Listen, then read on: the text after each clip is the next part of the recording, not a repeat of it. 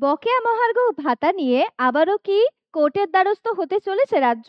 রাজ্য সরকারি কর্মচারীদের 25% মহার্ঘ ভাতা মিটিয়ে দেওয়ার নির্দেশ দিয়েছে সুপ্রিম কোর্ট। কিন্তু প্রশ্ন উঠছে, বাকি ডিএর টাকা কবে, কিভাবে এবং কত ধাপে দেওয়া হবে? এই নিয়ে সরকারি মহলে কিন্তু আলোচনা চলছে। রিভিউ পিটিশন দায়ের হতে পারে। যদি তা হয় তাহলে কিন্তু বিষয়টি আবারও আদালত অবধি যেতে পারে। এদিকে কর্মচারী সংগঠনগুলির বক্তব্য, বকেয়া টাকা দ্রুত মেটাতে হবে, সুপ্রিম কোর্টের নির্দেশ মানতেই হবে। এই সিদ্ধান্ত শুধু সরকারি কর্মচারীদের উপর নয়, রাজ্যের অর্থনৈতিক পরিকাঠামোর ওপরেও কিন্তু বিশেষ ফল ফেলতে পারে। আপনার মত কি? সরকার কি রিভিউ পিটিশনে যাবে নাকি বকেয়া ডিএ মেটাবে? আপনার নিজস্ব মতামত কি তা অবশ্যই নিচে কমেন্ট সেকশনে জানান।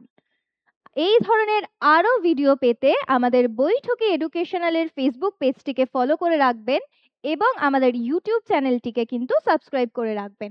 সকলে ভালো থাকবেন। ধন্যবাদ।